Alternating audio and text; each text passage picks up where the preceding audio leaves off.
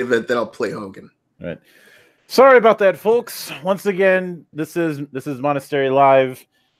This time it's 21.5 because Google Chrome can go to HE double hockey sticks, as it says in the title, because it decided, oh, this is a perfect time to reboot, to do that damn update. So we ended up going for a few minutes without any feedback. And it was dead air. And since this happened the second time, I feel that I'm going to need to actively pursue the use of OBS. The only reason I was hesitant about using OBS up to this point is because it would be a bit trickier to show the articles. Oh, yeah. Can't say I blame you. On the other hand, I want to use it. Plus, I need to get some better graphics in order to use it properly, and figure out a way to integrate that theme song that you had put together. Yeah, hopefully. Yeah, I'm trying to see if I can find a way I can get this like soundboard functionality without actually having to buy a soundboard, or that Gator suggested. Yeah, I'll ask around and I'll let you know if I find anything. Yeah, because it would be nice if I could actually use my tablet to use the soundboard. It'd be freaking amazing. So anyway, great. So where's Doku and Rawls? What did they not? I put up the link. Yeah, but where are they? Let me let Doku know. It's like herding cats.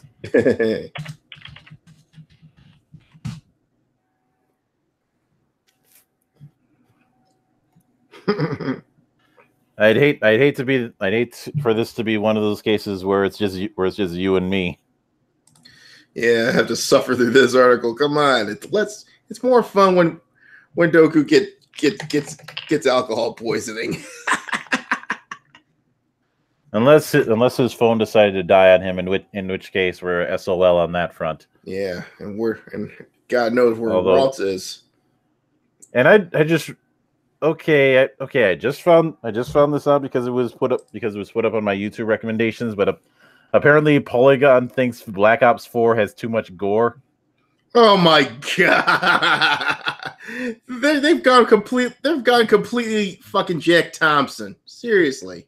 All that it is just the standard fare of exploding body parts. That's really. Again, well, let me guess. They're gonna get triggered over the Fist of the North Star next. Jesus. I don't know, but should we send them a copy of the first episode of Goblin Slayer? Oh boy, Rawls, you made it. Check. Yeah, we're still here. Yeah, you're good. Yeah, Doku. Where did Doku go? Well, he's got about 5 or so minutes. If he's not coming, we're gonna assume he's dead and we're gonna move on. Also, looking at my suggestions, I'm seeing one video that's trying to pull a quick clickbait thing and saying that the Golden Knights had a rigged season. Oh, bullshit! As much as I accuse Bettman of a lot of things, this isn't one of them. And hell, if you looked at how the draft was going, everybody thought that they were tanking. Yeah, really. I think they were just well coached, and a lot of these guys thought they had a they thought they had like a sort of a second chance in their hockey career, so they decided to give it their best shot. And you know what? It took them to the Stanley Cup Finals. Didn't give them the cup, but you know what? Well, do you remember what happened with their coach when he got fired from the Panthers? Oh yeah, they sent him home. Yeah, he had to go home on a taxi. Mm-hmm. That's just fucked up. So I could tell that guy that whole year was a one giant fuck you to the Panthers. Oh, definitely. Yeah. And let's see. Well, and I'm looking at some of the trends, and it looks like. Oh, well, George Takei decided that he was going to have a hot take regarding the whole thing with Brazil. Oh yeah. Oh yeah, I decided to block his ass. I was tired of his bullshit. What gets me is, he was literally, personally put in an actual, for real concentration camp by the Democrats Party. Yeah, really. And you know what? It's like, so what and you know what? I don't give a crap if a couple commies get tossed out of helicopters. Neither do I. But he's saying Brazil now joins the ranks of Russia, the Philippines, and America, where a democratically elected president wields power through fear, calls to violence, and the dismantling of democratic safeguards. Oh, projection. Democracy has only failed when their party doesn't get elected. Although, actually, you know what I think? You know what I think I'm going to do? Because since there happens to be a Filipino that I know personally, I'm going to ask him his take. Because I have Homer on speed dial. Oh yeah, our good buddy Homer. Yeah, I bet you I heard the guy's a bit of a hard ass, but you know what? He's getting rid of some nasty shit in the Philippines. Yeah. Let's see here. Looks like oh crap. Hold on. Yeah, looks like Doku's MIA, sadly. All right, unfortunately, we'll have to go on without him. Sucks, but hopefully he learn. Good for him. He's going to experience the pain of sobriety. Oh well. Okay, before we start, what this Catherine game is a platform puzzler? Yes. Oh it came out in 2011. It was developed by the same team that handles the Persona games, and part of the thing is dealing with a guy who, aside from having some issues regarding his girlfriend, he ends up meeting a woman who shares an almost similar name. It's just a matter of one starting with a K and one with a C, who are essentially pulling him in two different directions. And the puzzle part when it comes to his dreams, to me it felt very much like do you remember Intelligent Cube back on the original PlayStation? No. Nope. That I don't blame you, because that was really early, like first wave early. Oh, you're talking like sort of like big box era PlayStation? Yeah. Oh, big box era, pre DualShock era. Oh yeah, I remember that. Yeah, all you got was Ridge Racer, Tekken, and Jumping Flash. Yes, yeah, that's Although to be fair, I would actually like someone to do a remake of Jumping Flash that used modern controls. Yeah. Like keep all the ridiculousness. Just use modern controls, or just use some level of twin stick. Essentially, do what happened with GoldenEye Source, where they just remade the game in the Source engine and used modern controls. Because as much as I'm a sucker for nostalgia, you will not find anyone defending the controls of the original GoldenEye. Oh boy. Okay, so anyway, take us in, and I'll prepare the music. By the way, I'm gonna ask him if it's okay if I read it off. Yeah.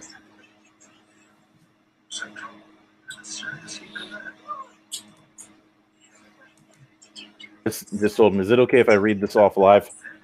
Because he responded when I showed him Takei's little tweet. Oh yeah. Because I haven't seen it, and I already got Takei blocked. He's a moron. I keep him unblocked because it's a case of know your enemy. And I just use clips that I can and just to meme his ass. Because remember, unfortunately, it is not okay to be Takei. Of course not. Yeah. Because I asked him about it, and he said, I don't like Durante sucking up to China and pandering to leftists, but his anti-graft policies are way better than the last two administrations. Oh, George I was like, well, he'd be fine out there. George Takei, fuck you. And Of course. And they said, and Jair Bolsonaro, the guy who got elected, the guy who got elected in Brazil, said, "We'll do great for Brazil's future moving forward. Hollywood scums should be locked up inside the funny farm." Good. The funny farm. Why do you have to bring Motorhead into this? Haven't they suffered enough with the death of Lenny? All right. Now that I've gotten that set up, let me get the. All right. Let me know when it's George the guy's done an LOL cow. He's been a lol cow for years. He's got personal beef against Trump. In fact, due to The Apprentice. Yep. So, well, that's his problem, not mine. Yeah, my name's Paul. That's just between y'all. So, but don't try to be all virtue signaling because you got a beef with them. It's the same problem that Mark Hamill has, except George Takei goes like 10 steps beyond. Yeah, Mark Hamill doesn't like Trump, and at least Mark Hamill has had the honesty to say, "Well, I don't like Trump." Yeah, he's got personal beef with him. I don't know why, but maybe I think it goes. You know what? I'm willing to bet it goes back to the 80s. Probably an old beef. And besides, why would you have an old beef anyway like that? Squash that shit. I don't know. I don't know. I can think of a couple people from the 80s that if I had a chance, I'd fucking drown them in a puddle of piss in an alley. Did you not hear when I lost my shit when I found out Encounter Roleplay was involved with D&D Sports? Just saying. God. All right, so whenever you're ready, I got the thing ready. All right, ladies and gentlemen, once again, this is your main event of the evening.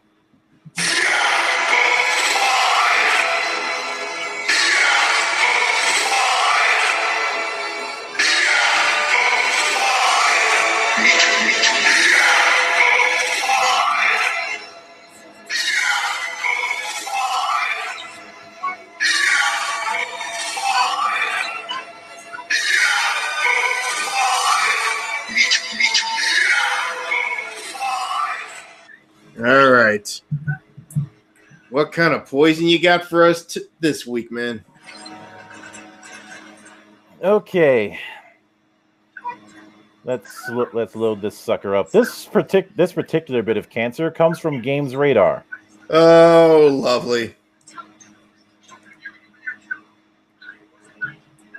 6 years after its release, is Catherine a sexist nightmare or a feminist parable? And I like how his dad was like, he's kind of retarded. Let him go. We didn't know what the hell he was doing. And of course, here is the we have the Twitter of the person who's going to be writing our pain. Yep, and she's got her nose is so high in the air it already has penetrated the troposphere. She's very, very, very deer in headlights. Yeah. Yep. And as you pointed out, there was let me see if I can find that thing. It was before this. Yeah, it was way before this.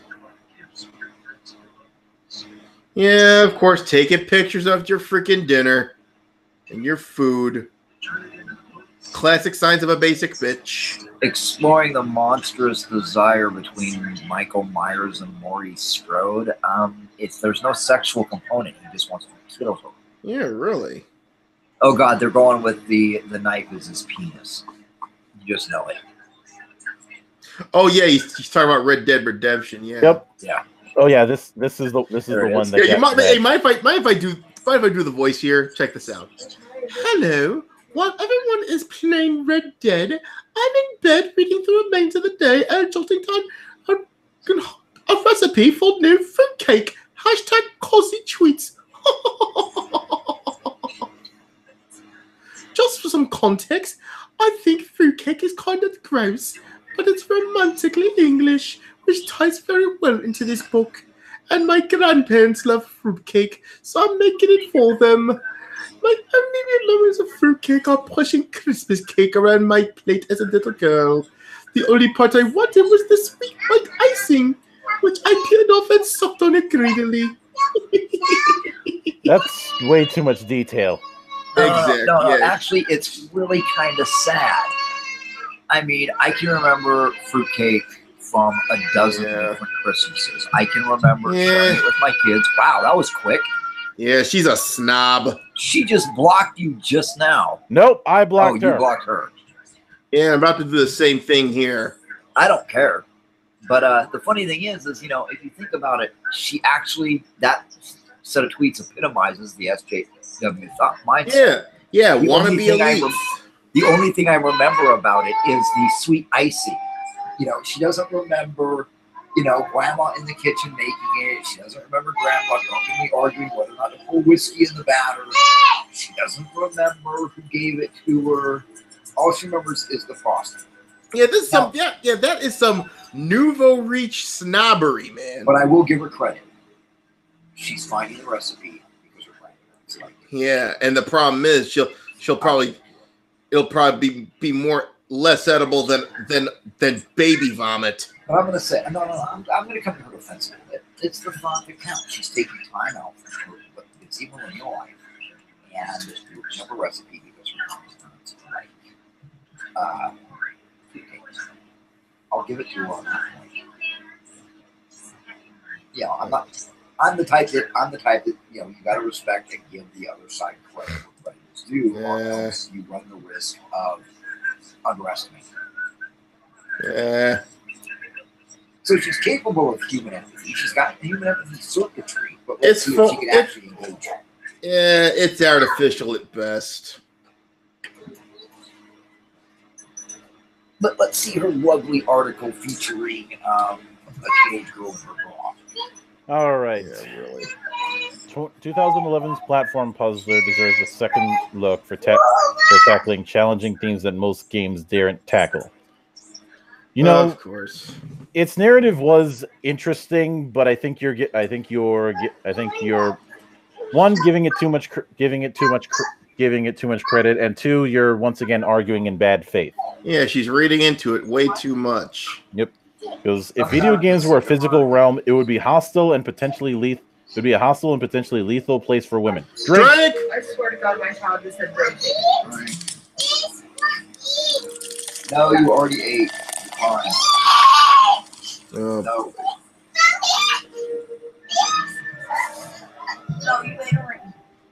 It said that kid is probably acting more mature than the writer of this article.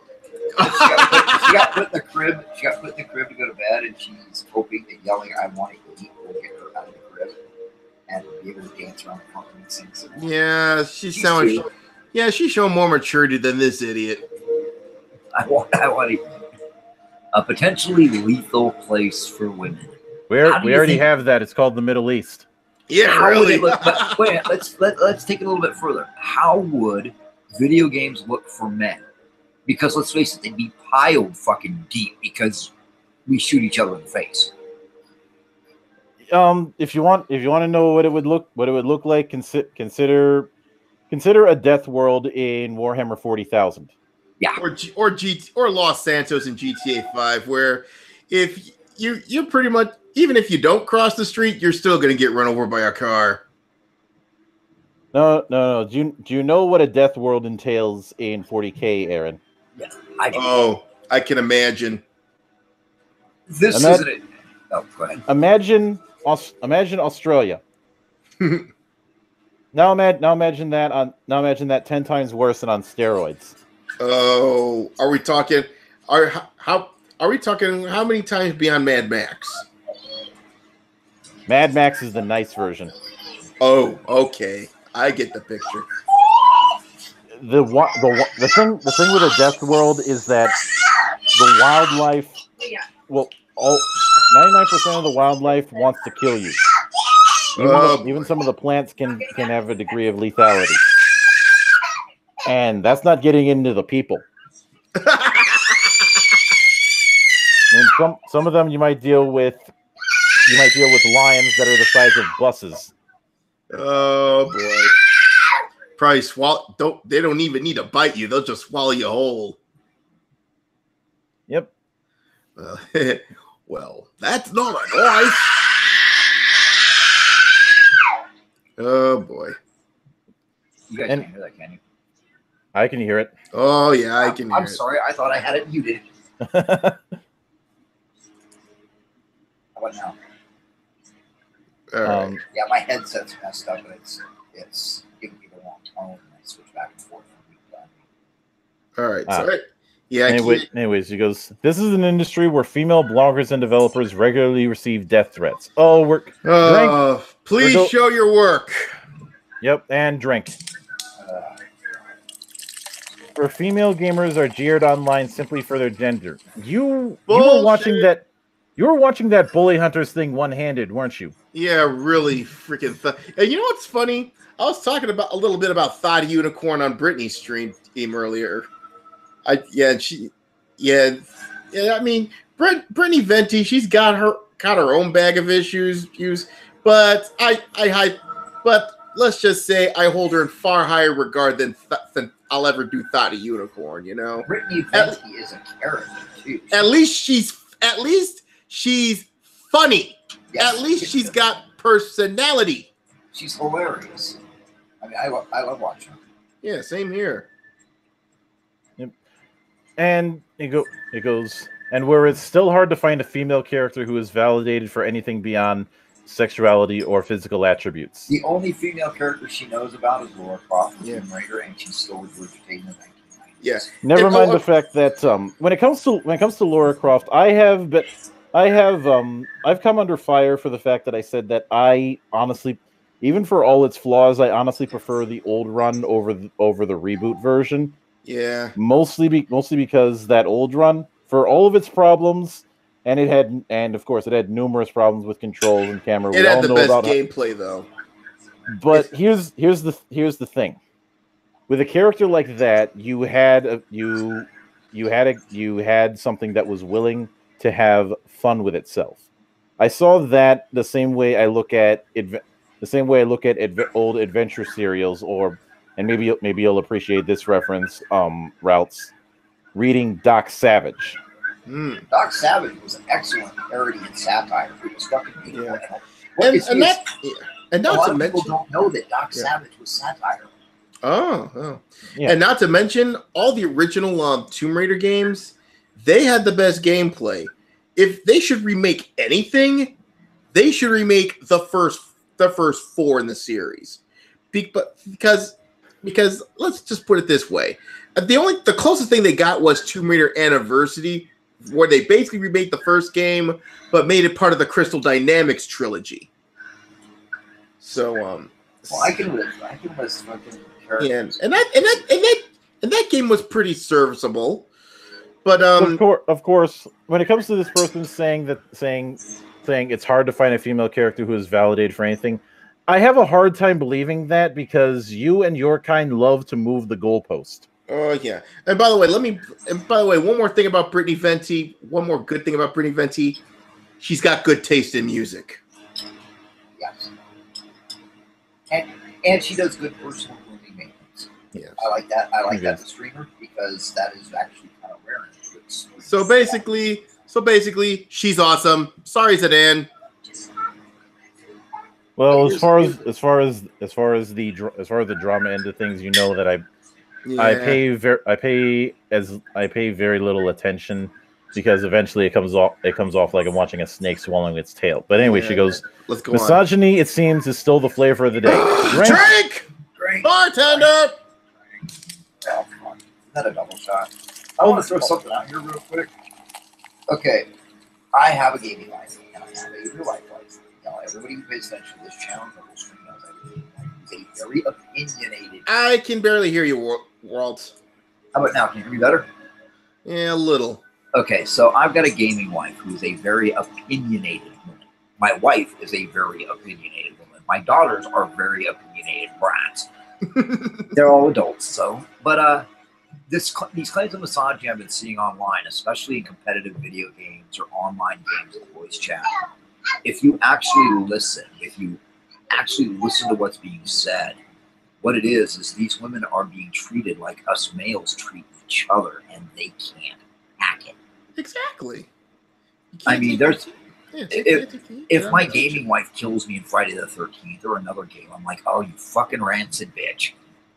She knows it's not misogyny. It's I have to sit here and watch Jason crush the skull of my character. It's trash talking. Yeah. Well, so if we want to go that far, it would be Games Radar would probably argue that I'm being misogynistic when I kept giving her shit when I had to explain how to do a Hero Lab character import and roll 23 times. Yeah. Yeah, that's what you do in any competitive field. And she can roll with the insults. Yeah. Yeah. Yeah, and like I said, that's what you do in any anything competitive, be it gaming, be it freaking sports ball, anything. There's always going to be some degree of trash talking. There's that old cartoon that says, Twitch/YouTube female gamer. And she's got a low cut top, and she's going, hee hee, I'm a gamer, and she's got an Xbox and is holding up a fucking PS3 controller. And then right next to it is a girl who's standing there with her bra and her underwear, looking over her shoulder, saying, "Will you shut the fuck up and get out of here before you ruin my kill streak, you fucking dauntless idiot?" Real gamer girl. Mm-hmm. Yeah, that's what. Yeah. I mean, shit. Some of the girls that were in my City of Heroes super group. I mean, there was more than one of them that were like, "Just a second, I need to put on my goddamn bra. We've been playing for 12 hours. My tits hurt." Because they were competitive. Because goddamn it, we were going to do those incarnate runs, and they weren't going to be late, and they didn't feel like getting dressed because why should they? Yeah, really. That's a gamer girl where she, where I'm being screamed at. Jesus Christ, why is our tank autistic? Yep. Anyway, it goes. Catherine is a game that appears to feed into all the tropes women have been fighting. Women as sex object, nagging shrew and beastly bitch. Whoa! I think the last two is more apropos to this author. Yeah. And by the way, bartender. Oh yeah.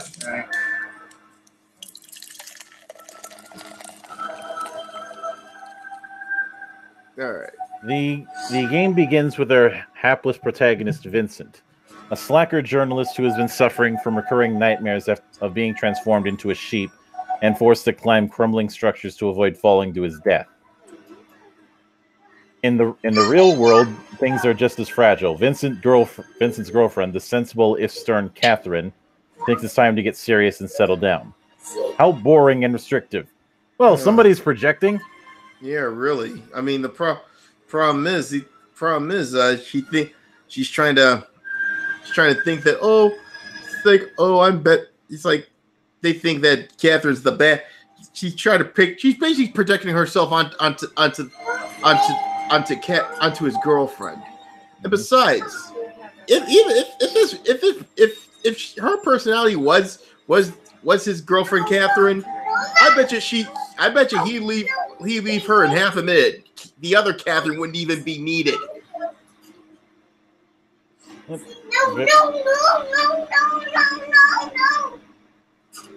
That is very much a possibility. I just realized you guys were able to hear me screaming over me muting my fucking mic.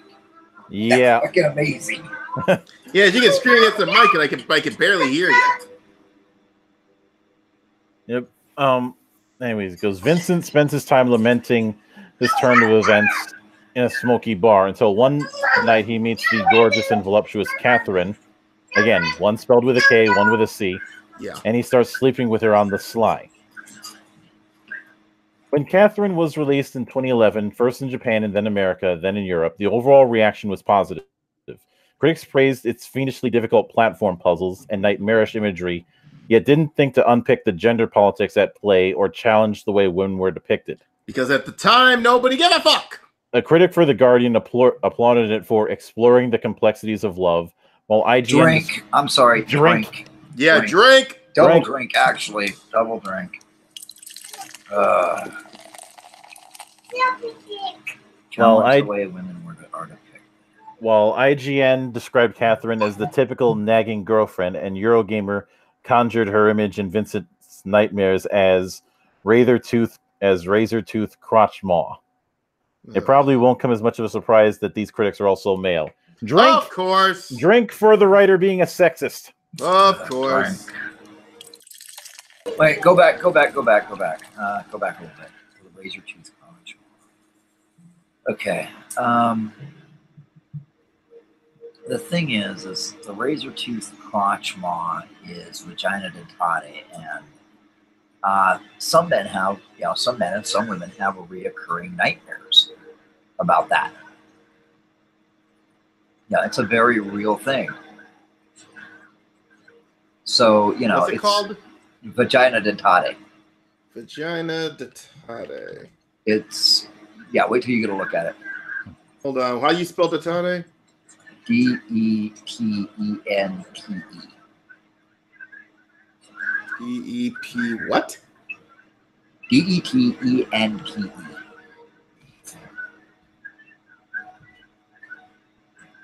Do not Google image search it. No, I'm not. I'm smart enough.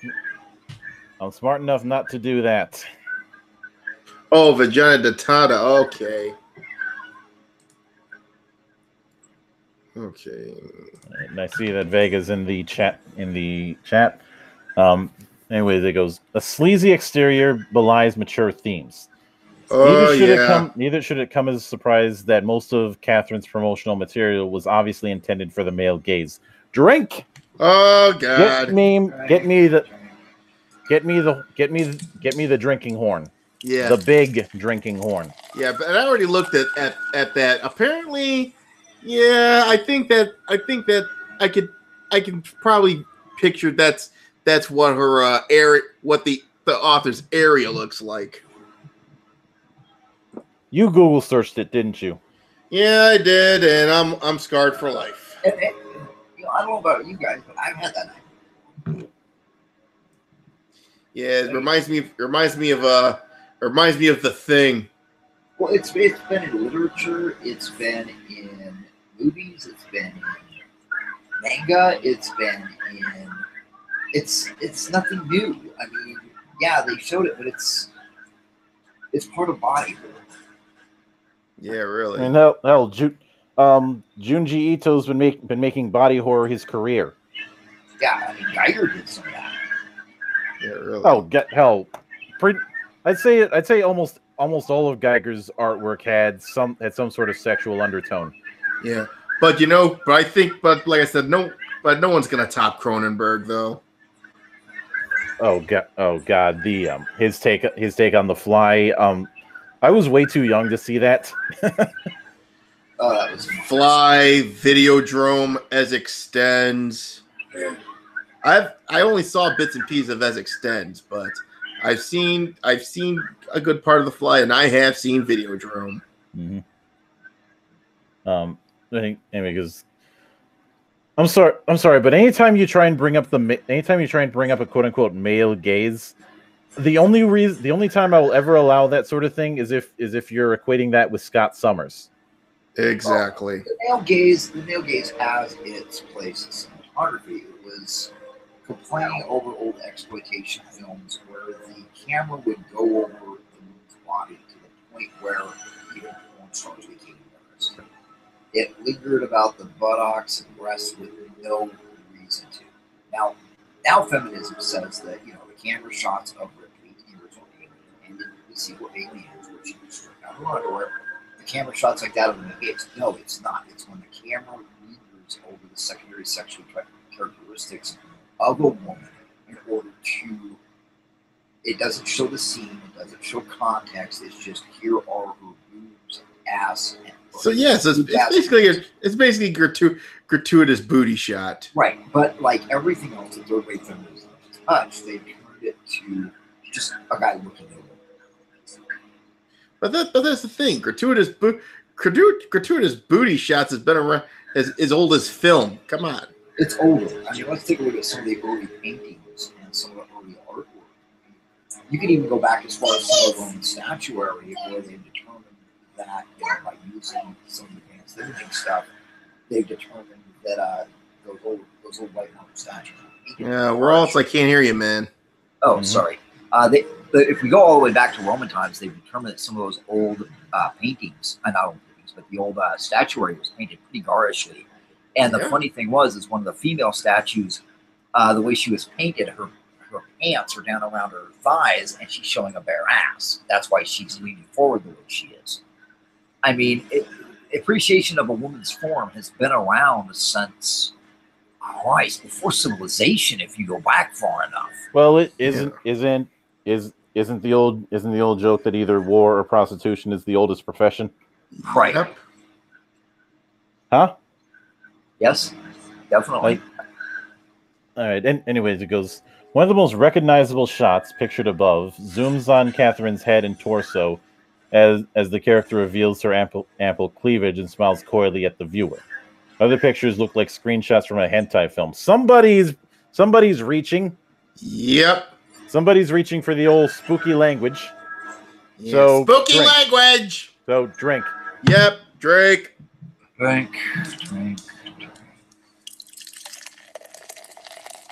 One where Vincent's head is caught between Catherine's spread legs is particularly suggestive. Well, no shit. That's the only.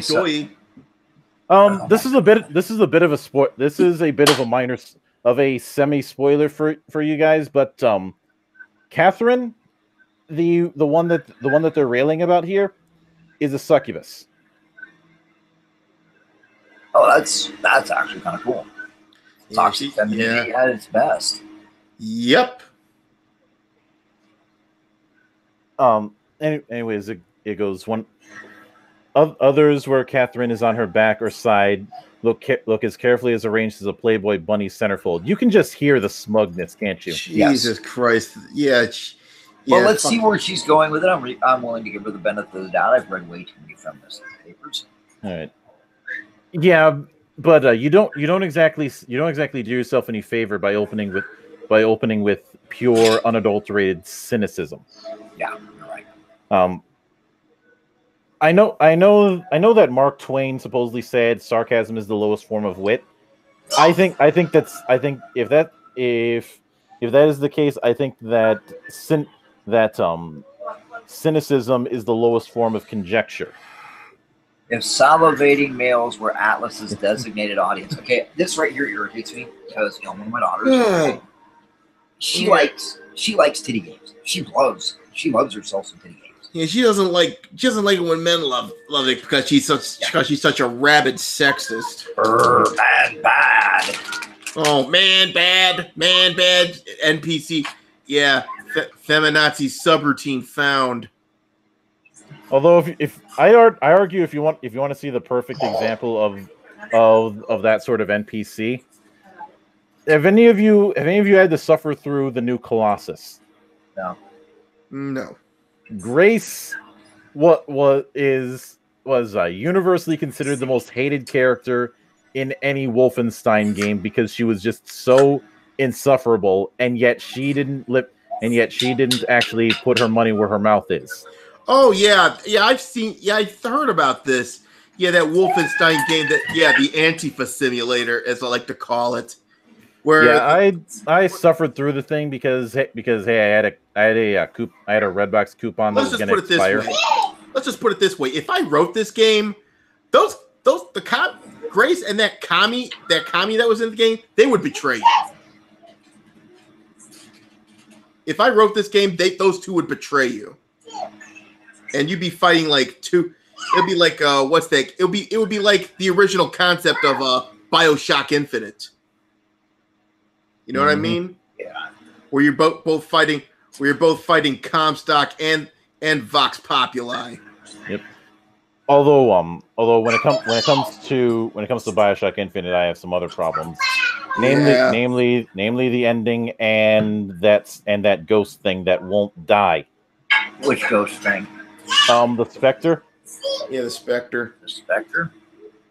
I can't remember. It was that ghost woman that you have to fight 3 times and was annoying as hell because she wouldn't stay still. It didn't bother me. I fucking finished her off really fucking quick. I had burning crows for my fucking ability and a shotgun, and she lasted, I think, 4 shots. Yeah, at the same until you told me which one it wasn't even a memorable fight. Yeah, it was memorable. Well, the thing is when it comes to, I can't really go with that argument either, Routes, because when you're dealing with a game where you're supposed to be able to build the character your way, when the solution is to use a specific type of build, that doesn't work with me. Burning crows and a shotgun. Oh yeah, it's certainly effective, but I think I tore through that fucking game like it was fucking made of Swiss cheese. Yeah, that's what sucked about that game, though. I would like to see the final part of the original concept, because I thought that was more interesting than the final product. The ending didn't bother me in that game. I actually kind of liked it. It didn't bother me. It was okay. It was just basic metaphysical theory 101.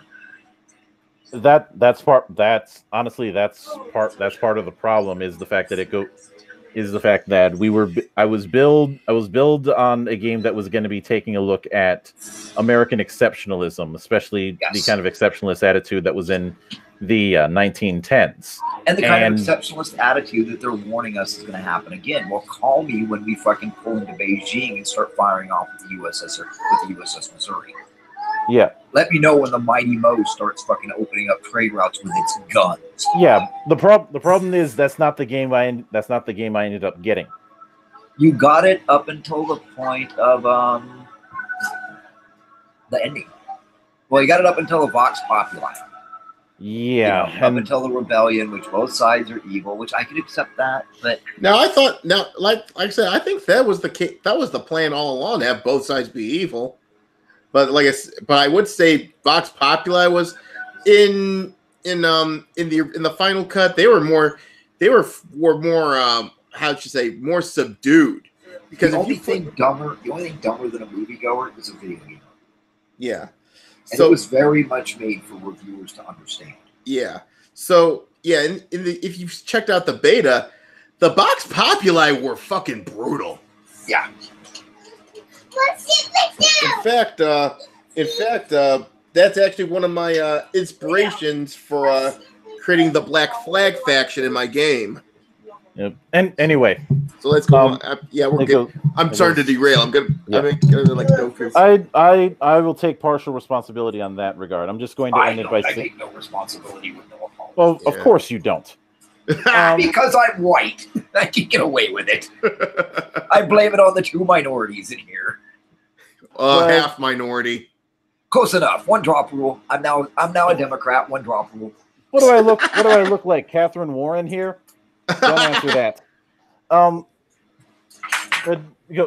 But I'm just going to end that little discussion by saying, behind this, I don't know what the postmortem was. I never read I don't know if they ever released one, but I'm pretty sure things must have been an absolute nightmare behind the scenes. Oh yeah. From what I've heard I had somebody who helped work on it, there was damn near fist fights over the script. Ooh. We're talking people stomping out and slamming the doors, people just fucking leaving early and going home. Apparently there was a lot of argument over the script, and we're lucky we got the Vox Populi to be as weak bad guys as we were, because the main disagreement with them being the bad guys was, why do brown people always have to be the bad guys? Oh, so we got a bunch of woke assholes. They've been leaking into games for years. I mean, everybody's like, oh, a Gamergate, we found out. No, man, a lot of us have seen it way before. Yep. And anyway, the article goes on to say, despite its oily sheen of sleaze, the game is genuinely gorgeous to interact with. Oh, oily sheen, that's a drink. Yep, that's a drink, and the oil is probably coming off of the soybeans that you're bathing in. The title screen, for example, sees Vincent dangling from a ledge, screaming Catherine's name against a fuchsia backdrop while she stares past him nonchalantly. The rest of the game you put that amount of attention into the title screen. Oh my god. The rest of the game fizzes with the same pink and black strobes of color. The plush cafe Vincent frequents with Catherine is sweetly decorated in a pale pink, a suggestion that Catherine is smothering him with love. Why did she have to No. put a question mark? It's obvious in that yes, when you use pale pink, he's being smothered by femininity. Yep. While the netherworld Vincent finds himself in every night is as black as an abyss. These people have a superficial knowledge of stuff, and they know Yeah. just enough that they're dangerous. They're so they're just dense as freaking cardboard. Mm-hmm. They're the type of people who watch the original First Blood movie and just decry it as a film about toxic masculinity and miss all the rest of the overtones. Of course, yeah, exactly. Probably completely miss out on that little rant at the end of the film where he talks about how he can't even get a job parking cars. Yeah. He can fly a helicopter, he can drive a tank, and he can't even hold a job at a car wash. Yeah, they did. They missed the whole point. The whole point of the movie. You know, I've seen them. They stick on the police brutality, despite the fact it was one officer that caused it all. Yeah, And Yeah, then and he got killed. And then the other cop wouldn't back down, and unfortunately, the movie misses it. But if you read the excellent novel, and I recommend if you've got time to pick up the First Blood novel, the sheriff has a Distinguished Service Cross, and Rambo sits down and sees it, and he says, "Nice medal," and that offends the sheriff because the Distinguished Service Cross is the second highest, and so that kind of put him off on a wrong foot right there. But the book is very, very good, and the movie did an excellent job of translating over from the book. And every review I have seen of it done by these postmodernist faggots, they focus on police brutality and toxic masculinity, and they miss everything else. Yeah, they missed the whole freaking message. Yeah, You know, they missed that there's Troutman's a villain. They missed that Troutman is actually a fucking villain. Who's the villain? The sheriff? Troutman, the colonel. Oh, they think. Troutman is the villain. Oh God! They're like, and then the army comes to get its property, completely ignoring what happened to the civilians. No, that's why Troutman's a villain, is because he set John Rambo loose on society and didn't give a fuck until he started causing damage, until it looked bad. He wrote, it's sorry, I wrote a hell of a paper on that movie. Yeah, and like I said, yeah, they completely missed the boat on that mess, but yeah. And I've seen him say, "Oh, well," and then the second one is just nothing but mill porn, and it's like, no, it's about the futility of he's fighting the Vietnam. He can't escape the Vietnam War. He fights it over and over and over and over and over. It's the futility of it, and they miss on all of it. Now, if they want to do a postmodernist examination on Rambo 3, go right ahead. That movie was shit. It was shit. It was shit, and I watched it again recently, and I thought it was very, very interesting, taken in a post 9/11 context, with the fact that our allies of yesterday against Soviet aggression were then cut off and let loose, and now we had to face the backlash of them being loose, which I don't know. I think too much. I think in that regard, I'll grant that, but unfortunately, I'm too much of a holist, so I can't completely go with that. But at this point, you know what? But anyway, yeah. Because such a bold visual palette suits the plot perfectly, like a soap opera played out in the style of an anime. I guarantee you have not watched either, and I don't even like soap operas. Yeah. I like soap operas. Wait, you like wrestling, don't you? Yeah, I do. And I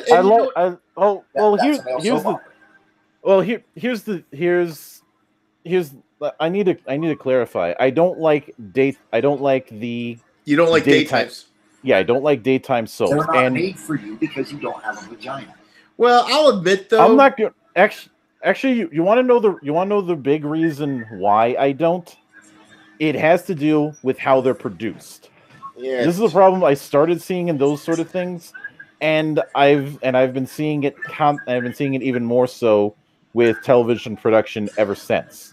Yeah, it's been overproduced. Specifically, this need to always have a musical sting for everything, and with a lot of soaps constantly needing to be way too close to the actors, so it feels claustrophobic. You know why they did the musical sting? You know why they did the musical sting in the soap operas during the day? Why? So that if you notice, it gives you about the musical sting lasts about 30 to 45 seconds. That's so the housewife could walk out of the kitchen or walk out of the laundry room or turn from the baby and pay attention. I do remember. So that she can keep track. Well, I can't hear you, man. Why they have this thing? So that the housewife could walk into the kitchen. No, could walk out of the kitchen, so she could keep track of it while she did. They were designed to provide a housewife entertainment while she provided for the house and the kids, and so the musical stings were integral in a housewife being able to follow the plot. All right, that feminism class. God damn it.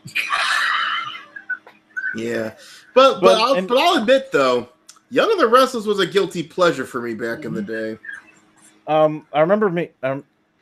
Now when it comes to wrestling, I feel like the soap opera comparison is somewhat accurate, but also it's one that in my experience tends to lose its strength when you start delving into territories outside of the WWF. WWF or WWE. Like you try and apply that sort of thing to say in my neck of the woods back in the territory days, the AWA or PWI in your neck of the woods routes. Portland wrestling, yeah. Yeah. Then it starts to lose that effect. You can sort of gain that again by looking at certain promotions in Mexico, but there's no way you can apply the soap opera comparison with some of the promotions in Japan or in the UK, especially in Japan where that shit is taken very seriously. Yeah, it's more of a sports competition over there. Yeah, it's a sports spectacle. Yeah, it's scripted, but it's sort of like how MXC is produced with it's just a bit more dramatic than it is comedy. I have always admired, the wrestlers for being phenomenal athletes. But, and everybody's like, oh, they're just acting. Well, yeah, they're in phenomenal fucking shape. I can do that shit.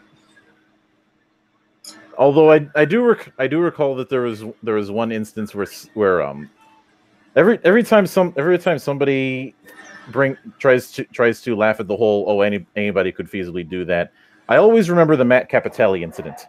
Oh God.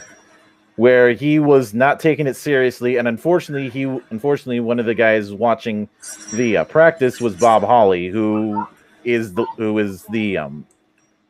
the grouchiest men you can ask for. I've never.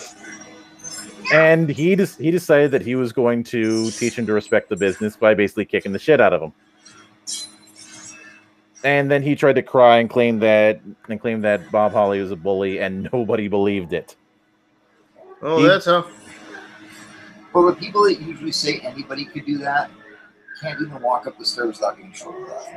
Yeah, and I do apologize for getting off on that thing, but also I get the feeling that the writer for this does not understand anime the way that I do.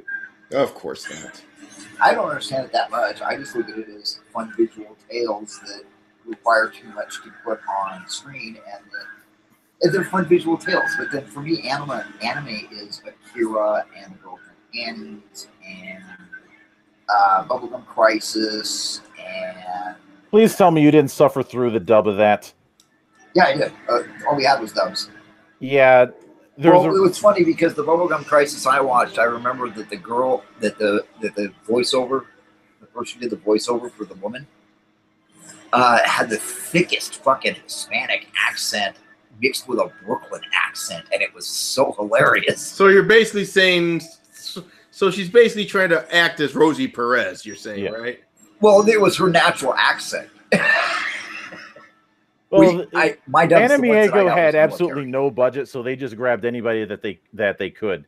Yeah, and we had ones that guys coming back from Japan had brought with them, and then some fucking speds down at the fucking military intelligence group had fucking dubbed over for us because there was like a handful of people who spoke Japanese, and they do our dubs for us, and it resulted in some hilarious shit. Oh Yeah. God. Anyways, it goes. Vincent's love triangle is told through a variety of cutscenes where Vincent meets Catherine, hangs out with friends in a bar called the Stray Sheep, and has sex with Catherine in his apartment. In a nifty touch, you can walk around the Stray Sheep, interacting with customers and answering texts. Most of these come from Catherine, who either berates Vincent or lets glimpses of vulnerability slip. Each text is accompanied by the sound of a small feminine sigh, a more potent method of expressing quiet disappointment than words could ever achieve. The majority of Catherine, however, takes place in the nightmare, where the player must solve increasingly difficult platform puzzles in order to survive. Each level is divided into 3 stages, and each one is trickier than the last. What starts out as simply climbing a tower and strategically moving blocks around becomes impossibly hard. You know, Catherine is not an I will freely admit, Catherine is not an easy game to the point where they ended up pulling something similar to what happened with Devil May Cry 3. You know, where they kind of gave the wrong difficulty for the release version. Mm-hmm. Is to put in perspective, with Devil May Cry 3 when that was on the PS2, the normal difficulty that we got was the hard difficulty of the game in Japan. Yeah, I remember. Yeah, I remember playing Devil May Cry 3 when it came out. For some reason, I didn't see any Yeah, there was a couple tricky parts, but I played a Devil May Cry game where I had guns and people exploded into fucking red orbs on the PS2. It was kind of boring.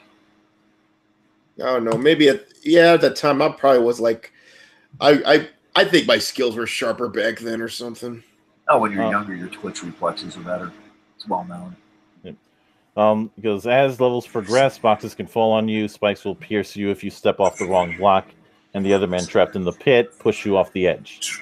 If it sounds repetitive, it is. But the mechanics are elevated by the game's imagery. The Netherworld plays upon the essence of limbo, repeating a set of trials for all eternity or being lost forever.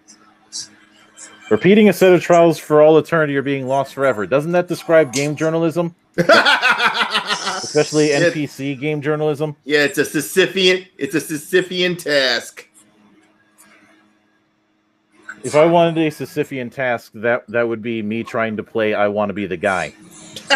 And yes, Sisyphean task would be trying to convince people that toxic femininity is just as dangerous as toxic masculinity. Yeah. Each level also ends with a monster, which clambers after you as you feverishly try to get away. Some of these creatures are deliciously hideous, such as a posterior for eyes and a tongue that emits heart mist as breath. Then there's the church confessional, where a mysterious, omniscient voice calls to Vincent. Calling him a little lamb, the voice asks Vincent sly questions on sexuality, marriage, and morality. It's curious, as you're never sure whether you're answering as Vincent or yourself. If Catherine achieves one thing, it's that masculinity has never looked so fragile. Drink! Oh, that... Drink!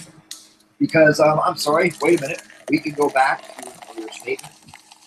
The end scene of the movie First Blood, where masculinity is toxic masculinity has been stripped away to reveal a shattered person who is lost in the society who is forgotten and violent. Yeah, no, I get the feeling that seeing a male any sort of male fragility, is probably the height of comedy for this bitch. Yeah, she's like, another tear for her to gloat over. But let's look at something else though. I encountered this, it's my domestic violence issue. These same people that are like, oh, why won't you talk to us? Why don't you talk to us as a man? Why don't you talk more to women in your life? But when you do, they mock you. Exactly. And like I said, I don't like, and like I said, that's just, what they want to see is, oh, you don't talk. What they want to do is they want to talk down to you. Like you're a little child or something. It's ridiculous. Well, they want to be the, they think that they are sent down from on high to save you. Well, what it is they've also bought into the myth of women, and it's not true. Women are outwardly emotional. Routes. Can't hear you, dude. Okay, what it is they've fallen. They buy the old myth of women are more emotional than men. No, they're more outwardly emotional than men. Men and women are equally emotional. It's just men are social. Men are designed to hold it back because thousands of years of evolution are teaching us to hold back your emotions until the job is done. So they bought into this. Women are more emotional than men, but anytime men show emotion, they're screwed. Yeah, really. I mean, I've had my male friends see me fucking just shake, my hands shaking, and I can barely breathe, and I never swallowed in that ever, because I automatically know that unlike a man who has been there before, just like me, in female society, that is a sign of weakness. Exactly. And see, that's one of the weirdest things I noticed. Because I grew up with a lot of sisters. I grew up with 9 sisters, 5 brothers. So, go figure. And I noticed something. When a guy starts to have the hand shaking and can't breathe and is looking down and is squeezing his toes, the other guys will gather around him facing outward, to guard him. Where women, if a woman has the same thing, the women will gather around to stare down at her. I've noticed that, and that body language is very telling. But anyway, go ahead. Yep. Well, I was just gonna say I had a bit of a moment where I broke down during when I was at MetroCon because of some news that I had gotten, and I had the idea of this idea of fragile. I can't help but find particularly laughable because of the news that I had gotten when I was at MetroCon back in July, and I was not in the best space, and the guys who were there had and some of the girls had helped me out, and even after the fact, one of them came up to me while I was just walking around during the con, just asking me if I was all right. What had specifically happened, I'll tell you guys when we get off the air. But she goes on to say, character designer Shigenori Soejima based Vincent's look on Buffalo 66 director Vincent Gallo, but any resemblance is purely artificial. Unlike Gallo's smoky arrogance and dark good looks, and I'm sorry, I don't see anything of Vincent Gallo in how Vincent looks. So yeah, it sounds like bullshit. Yeah, it smells like, hey, I can make a reference too. Yeah. Vincent is a puddle of nerves, shaking, shivering, and constantly doubting himself. Women are criticized for having no agency. Bullshit. Oh yeah. Drink. Never drink for the weasel word drink for the no agency weasel word because no agency. Yeah, my ass. Because these are people who constantly redefine what counts as agency. Yeah. Hang on. Real quick. You know what? Hang on. Should we consult Ada with me? Real quick. I'm watching The Hobbit, right? I'm watching the Battle of Five Armies. It just at this point where we're talking, it just hit the point where all the women grabbed up weapons and said, "We live or die next to our men." Yeah. But I'll bet no feminist was that. Yeah. By the way, that was a badass moment. Yeah, we're gonna live and die next to our men. I know, right? But by the way, can we consult Inigo on what he thinks about her use of the word agency? Yeah. You keep using the word. I don't think it means what you think it means. But here the stereotype is reversed. Vincent doesn't take on any responsibility for his actions. Oh, then he's your hero. Yeah, really. Saying Catherine forced himself on him and that he had nothing to do with it after they sleep together. Oh God. Is this some sort of bullshit saying, I know this was a year earlier, but this sounds something like, he's trying to deflect of her being raped or some garbage. Wait, she's a succubus. He can't resist her. Exactly. That power is of hell fucking strengthen her beauty and charisma. He can't resist her. He was spellbound. Never mind the fact that it's not revealed until much later on that she actually is one. She just is somebody who very much has a lot of force when it comes to her personality. Those people, if you've never encountered those people in real life, I mean, they can be overwhelming. Yeah. Yeah, you get too close to the sun, you'll get burned big time. Because he's such a limp noodle, it's sometimes cathartic just to watch him die. Oh, there it is. There it is. My God, I bet you she pleasured herself to saying that shit. He's a nervous, self-doubting wreck. It was nice to see this unmanly man die as the weak deserve. See, bitch, I can do it too. Yeah, basically, she thinks of Vincent as anyone with a dick. I guarantee that's one of her stupid, disgusting fantasies. And for that, bartender, drink. Yep.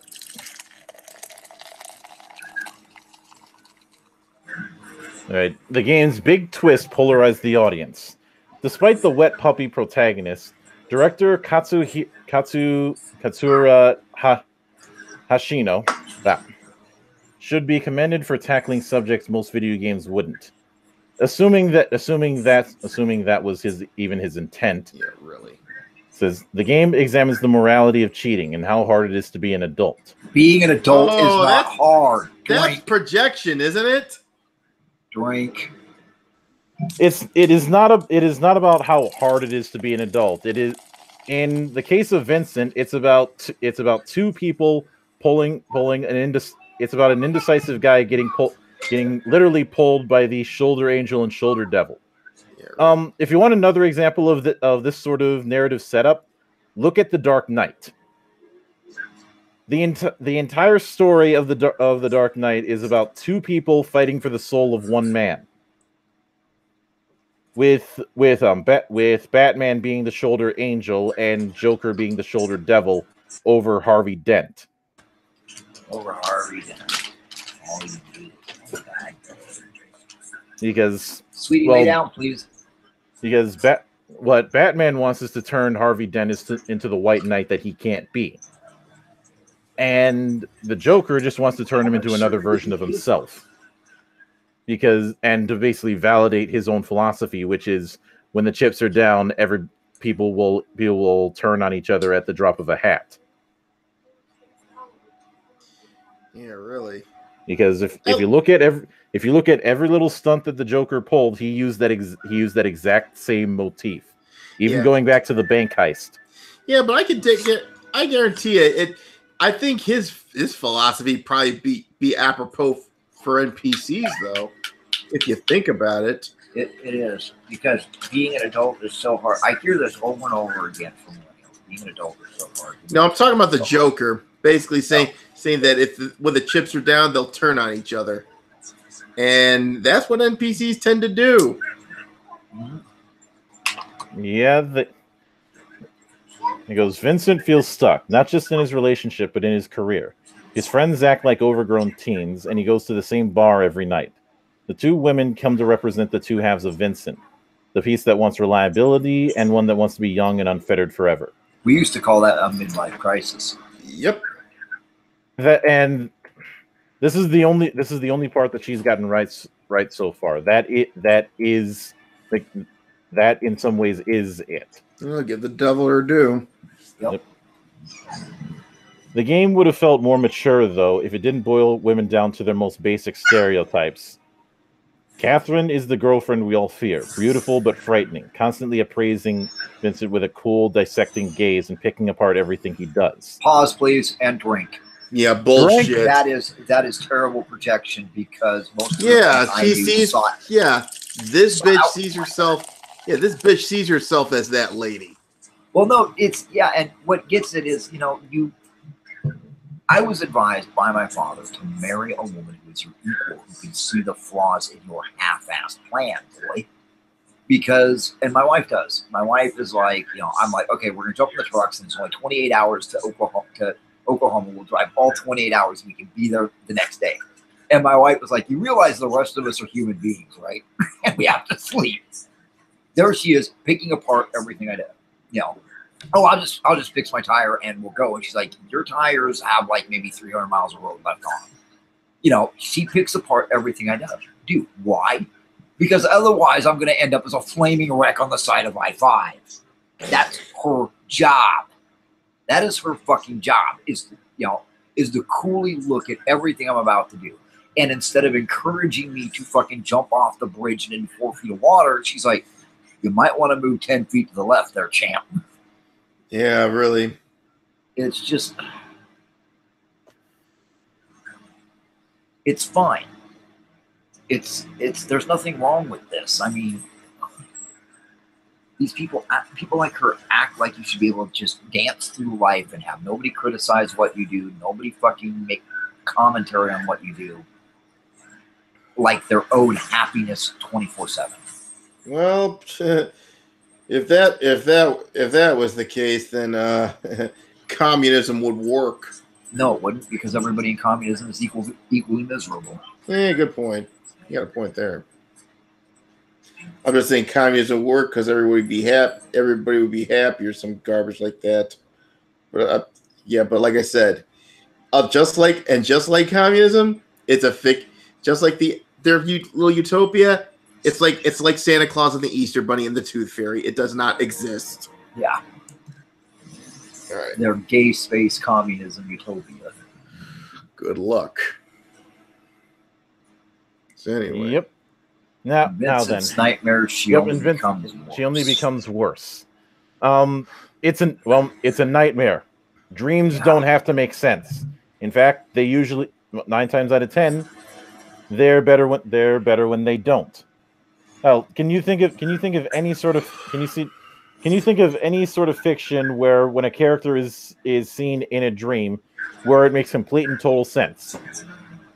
Yeah. Vision quests don't count.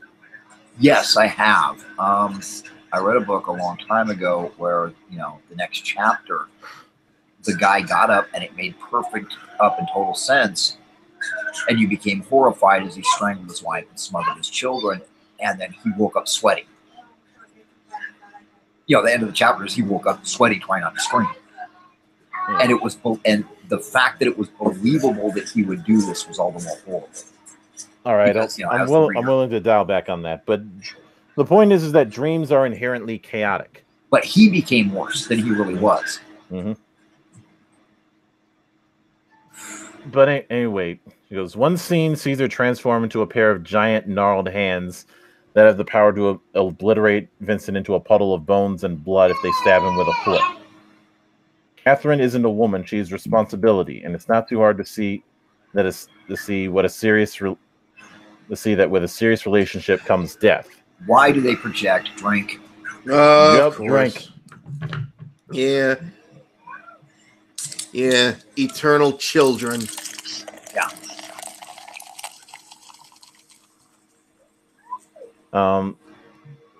Goes in contrast, Catherine is the object of desire. She's queasily attractive. Really? Queasily? Queasily? She's uncomfortable with the fact she finds herself sexually sexually drawn to her. Yeah, sounds like someone's a little jealous. Drink. Yep, yeah. Drink because you're not secure in your own sexuality. Exactly. Still in the closet. with the face of a China doll. Drink for projection. More projection. Not projection for hyperbole. Yeah, really. And the body of a bodacious woman. This counts as the previous drink. Except for women like that exist. Yeah, they do. You see them all the time in Midwest farms. Usually with about 9 dudes all fighting over her. Because bitch got hips that can go for days. Yeah, maybe I should move closer to downstate Illinois for that. as somebody who lives in the Midwest, I can say that yes, they do exist. Yeah, everybody fights, and she goes to church and looks all prim and proper until you get that engagement ring on her, and then by God, you better have Viagra around. Oh, my dream woman! Because she wants that kid, and she will milk it out of you if she has to strangle you to do it. Oh, you know what? Screw that. She'll get it 5 times over. Let's see. Yeah, maybe I should move This right here- downstate or move to Missouri. Screw that. This right here is your basic problem with SJWs.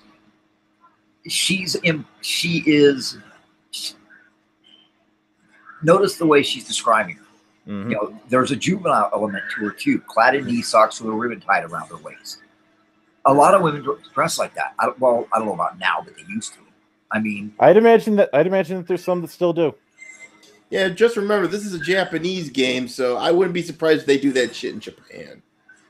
I mean, fuck, I dated a girl that dressed in a gingham dress and, you know, had a fucking sash, and that was what she typically wore.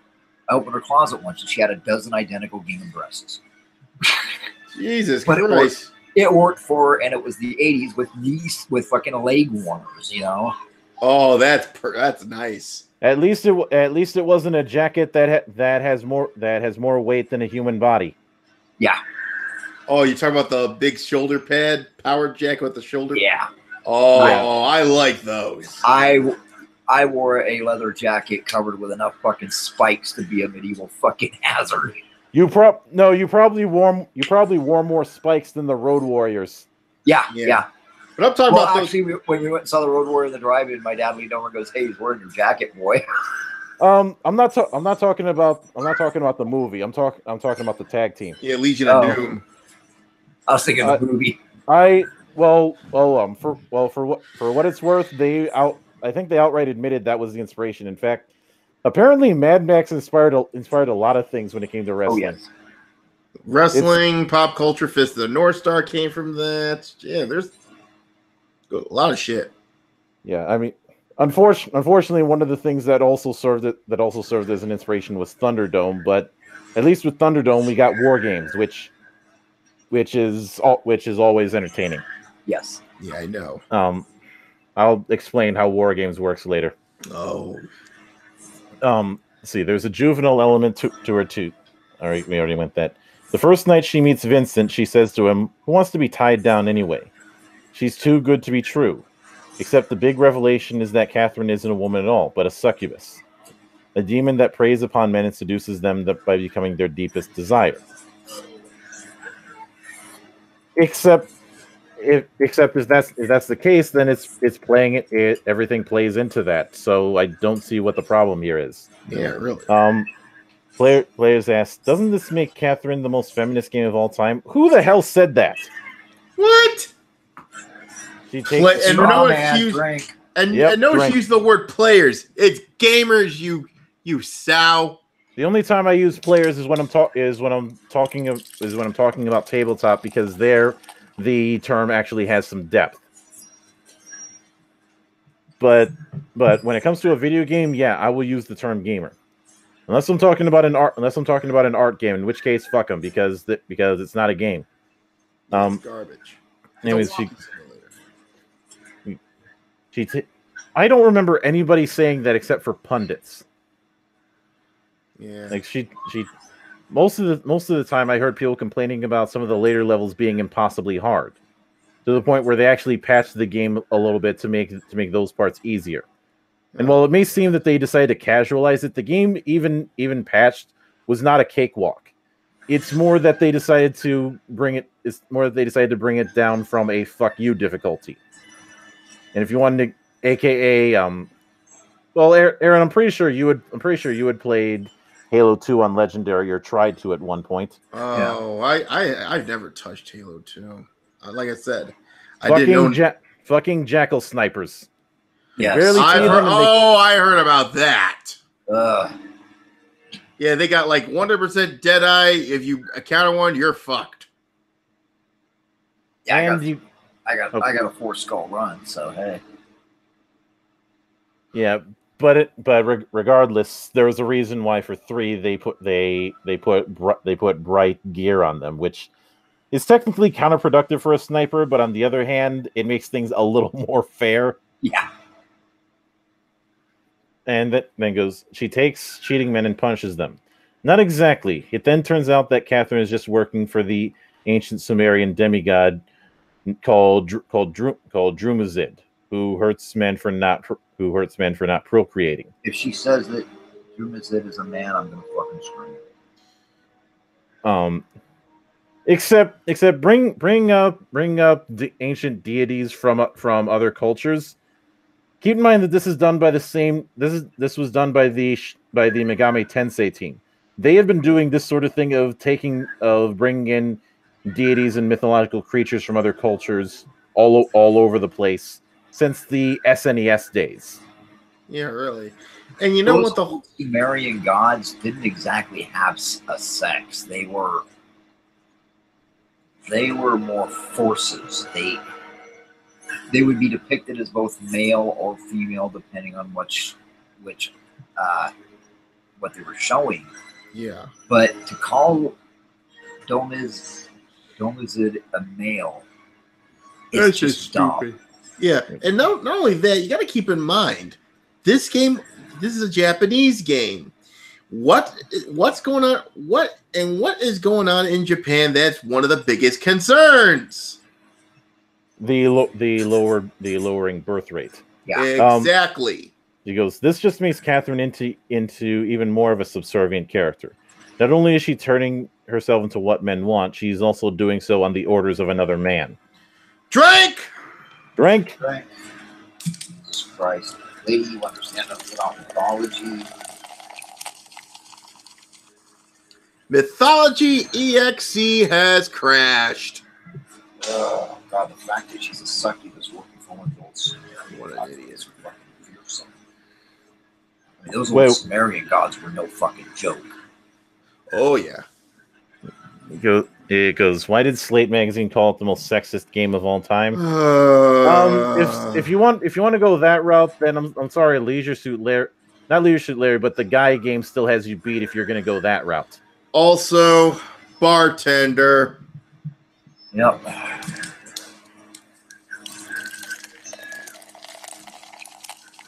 When female players began to question the way women were portrayed, why are you acting like like there was some sort of uplift just a few years ago? It's that you people showed up and decided to start creating questions where none existed.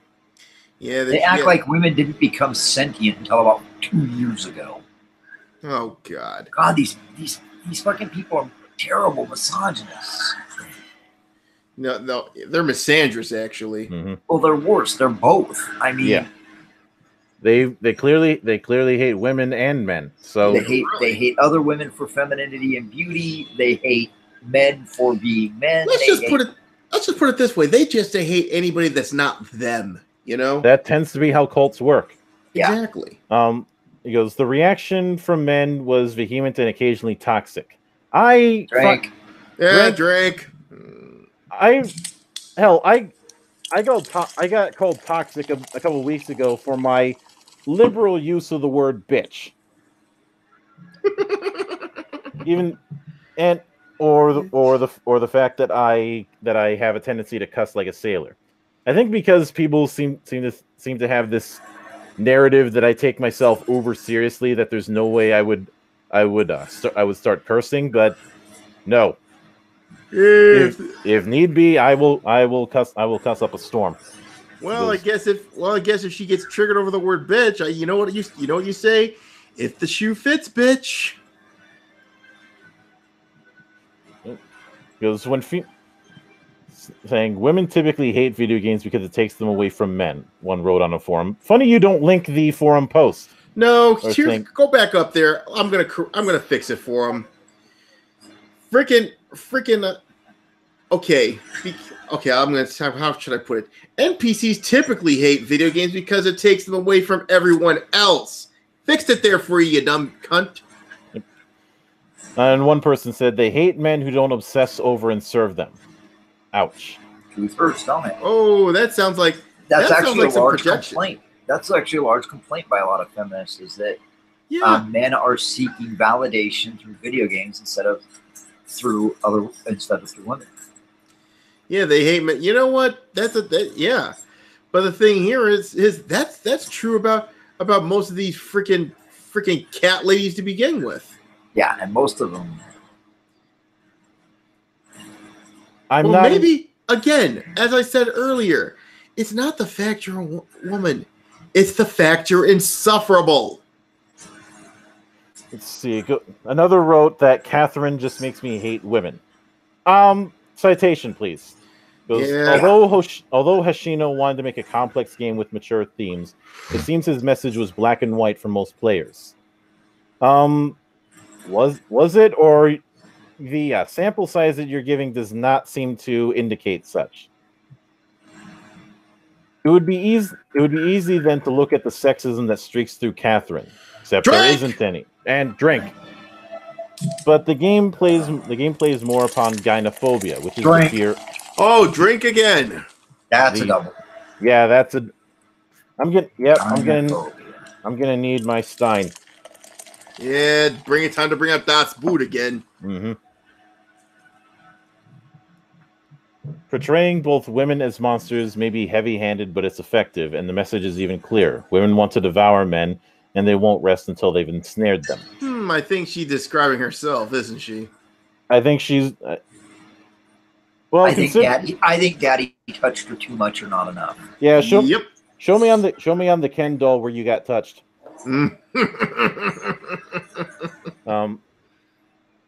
It's a game where comments about sleeping with women and throwing them away ebb into darker ones, like you'll never know when they're going to stab you in the back. I'm pretty sure half of the citizens of Rome know that feeling. Yep. So, this fear seeps into other characters, such as trans woman Erica, who's wasn't in the original game, but in the remake will be showing up. Who is only in the game to tick a fetish box. All she does is flirt with the boys and offer to wear stilettos. A fetish box? Jesus Christ. Except all that it. I get the feeling that this woman is the same kind of person who thinks that you're being an uber sexist if you ask the most important question in the universe: are traps gay? Yeah. and another thing, I mean, come on, there is a transsexual fetish out there. Don't believe me? 3 words: Natalie Mars's Twitter. I was going to say go to 4chan. Yeah, that'll work too. And I like Natalie Mars. She's cool. In the end, an outcome out of 6 possible ones await you. You can either choose to settle down with Catherine, go solo, or be with Catherine. If the latter is your ending, you may become a demon and have as many succubi tending to your sexual needs as you'd ever want. Oh my god, that sounds like hell. That literally is hell. Oh my god, that sounds like hell because you'll get bored after a while. Yeah, it's the old William Shatner Twilight Zone with I keep winning every time I pull the fucking handle on the slot machine, I win. Yeah, but after a while, it's like, oh god, what is this? Mm-hmm. Yeah. As a bonus, if you complete the game on the hardest mode, the goddess of love, Ishtar, will turn you into a god and have sex with you. What more could you ever want? Since it's more mortality and what it means to be a man. Yep. That's, if we want to get into metaphysics and actual fucking gender relations, that's a bad ending. Yeah. Anyway, sorry. It goes, since its release, people have been more critical of Catherine. No, game journalists have been trying to make hot takes about Catherine. Of course. Although it's a striking game that tackles brave topics such as infidelity and the fears of settling down, publications like Slate, funny that for as many people are supposedly criticizing it, funny that she only brings up Slate. Yeah, they're in some Mother Jones owns realm of idiocy. From what I've read here, Grand Theft Auto 5 has more of a man getting tied down in a relationship and the fears thereof than this game does. Yeah, really. Well, look at the Michael storyline. Yeah, I mean, Michael, he fucking, he was a criminal. He got everything for his family, and what does his wife do? Bitch at him. Yeah. But the good news is everything eventually puts close to the end of the game, he starts putting things back together.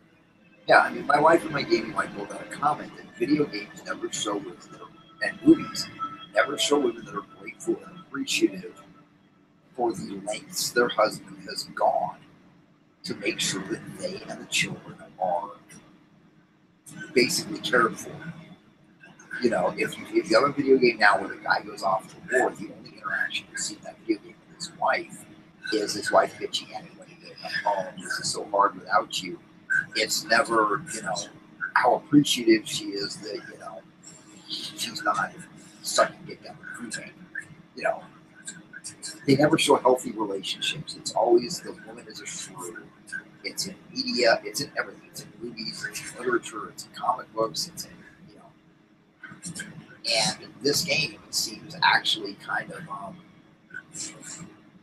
strip out the mythology, it seems kind of basic. Yep.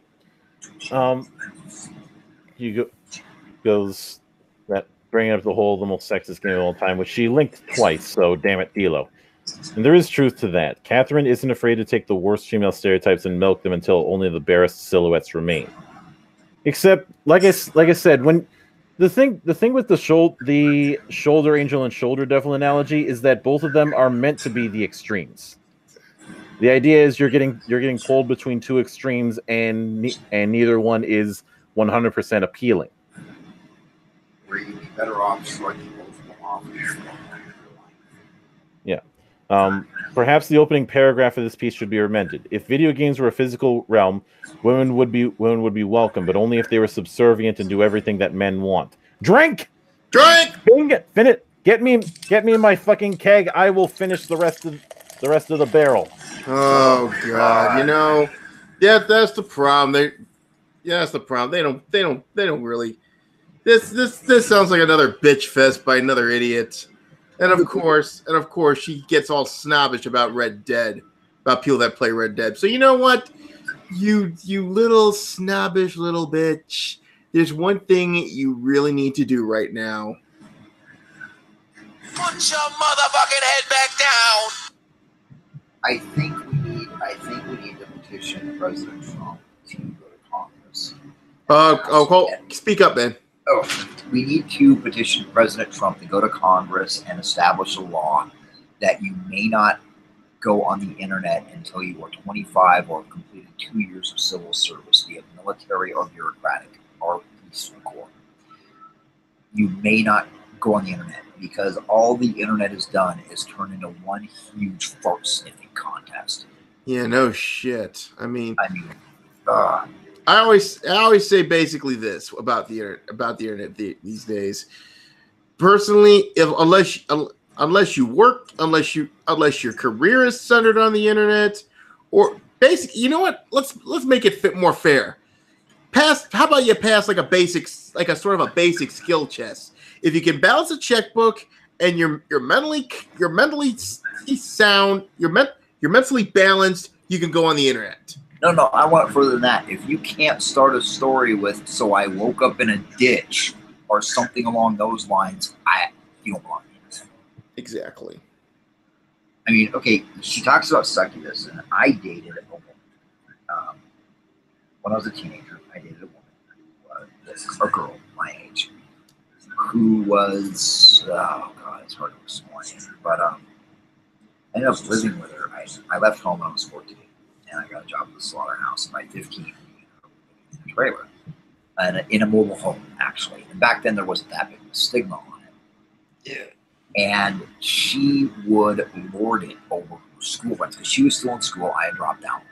She would lord it over her school friends that I had a job and that I had bought her a new stove. I had bought her a new refrigerator. I had bought her a bunch of dress patterns.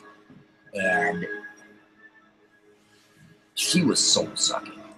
I mean, she's okay now that I'm not, involved with her, but she was soul sucking. And I don't think that these people who write articles like this understand that these women exist. And that eventually, sometimes you do end up having to make a choice. Do I go with this one who is soul sucking but safe, and I'll never leave my job, and I'll never leave my safe little thing? Do I go with this woman who's half crazy, or do I just throw them both to the side and see where fucking life takes me? They have no life experience. I mean, exactly.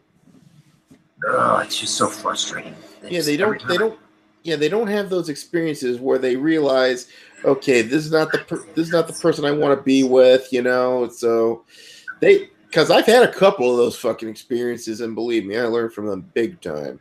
These idiots, they haven't had a single all their experience is this: drinking soy lattes, acting all smug, and pretending that they matter. In which reality, they're just a bunch of just smug little jerk offs that think they're more important than they really are.